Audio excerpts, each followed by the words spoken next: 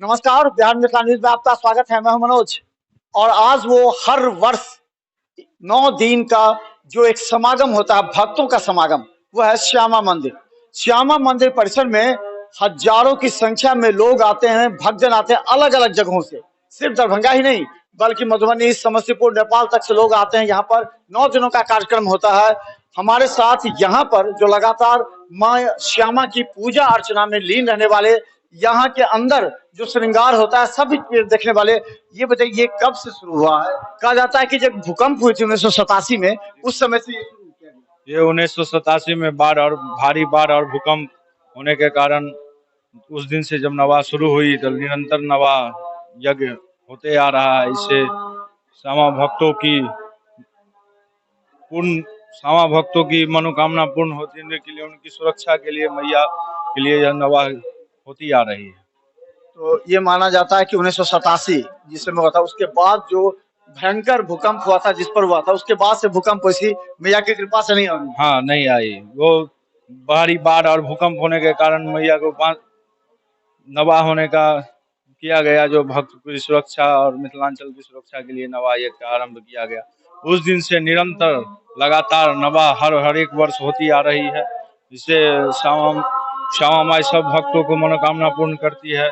और देश विदेश, नेपाल, पड़ोसी राज्य नेपाल से भी, और समस्तीपुर, मधुबनी, हर जगह से लोग आते हैं। विदेश से भी लोग आते हैं, अमेरिका, ऑस्ट्रेलिया, यहाँ से भी लोग आते हैं। 9 दिन में विशेष भक्तों की आराधना मैया के प्रति। बस माँ श्यामा कहा जाता है कि ये जो है कौन से स्थल पर बना है, इसकी कहानी क्या है माँ श्यामा की? ये माँ श्यामा माई महाराजा रामेश्वर सिंह के चिता पे विराजमान है, जो भक्तों को मैया आशीर्वाद देती है। हर भक्त जो भी मनोकामना मैया से मांगते हैं वो श्यामा माई पूरा करती है। इसलिए मैया की विशेष आराधना भक्त करते हैं। यहाँ पर क्या होता है, प्रत्येक दिन किस तरह पूजा अर्चना की जाती है यहाँ पे? हर एक दिन मैया का विशेष पूजा होता है, हर एक दिन। लेकिन 9 दिन मैया का विशेष आरती कब कब होती है? इसकी आरती 12 साढ़े 12 बजे दिन में, दिन में होती है, शाम में? रात में 10:30 11 बजे। क्या लगता है कि पहले और अब में क्या अंतर है? जो अगर 5 साल की बात करें तो 5 साल पहले और अभी में क्या, कोरोना में काफी लोग नहीं आए थे इस वक्त? नहीं, कोई अंतर नहीं है। श्यामा माई के लिए जैसे पहले भी भक्त आते थे, वैसे वैसे भी भक्त आते हैं। इसमें कोई अंतर नहीं है। क्या नाम है आपका? जी, मेरा नाम सुभाष कुमार मिश्रा हुआ।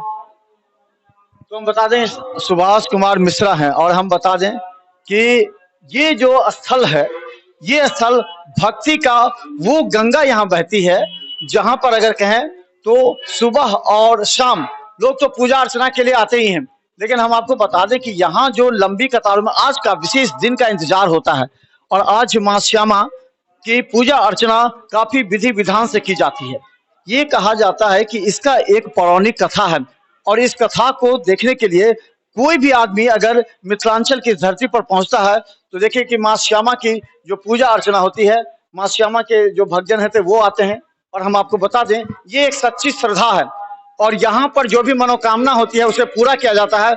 मनोकामना को पूरा करने के लिए यह यहाँ श्यामा माई प्रसिद्ध हैं, और इसी वजह से यहाँ पर आज 9 दिनों का, आज से जो प्रारंभ होगा वो 9 दिनों तक चलता रहेगा, जिसमें माँ श्यामा नाम धुन के साथ अलग अलग नेपाल से लेकर के अलग अलग जगहों के यहाँ पर भक्तजन ही नहीं आएंगे बल्कि कलाकार भी आएंगे।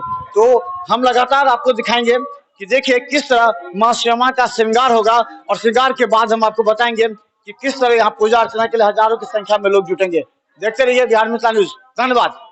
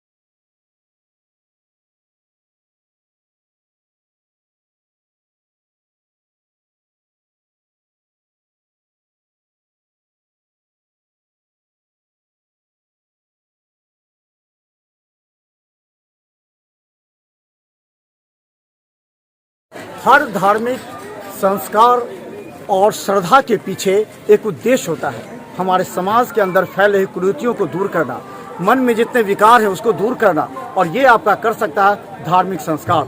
और धार्मिक संस्कार जहाँ पर होता है, ये पहला ऐसा जगह है पूरे विश्व में ही जहाँ शमशान पर ये जो चिता पर यहाँ पर ये भगवान जो काली माँ है, जो सभी भगवान के हैं वो विराजमान हैं। और ये एक बहुत बड़ी एक नया सोच के हैं और एक नया उपलब्धि के हैं, और लोगों के दिमाग में फिट नहीं होता है कि हम कैसे शमशान में जाकर पूजा अर्चना करेंगे।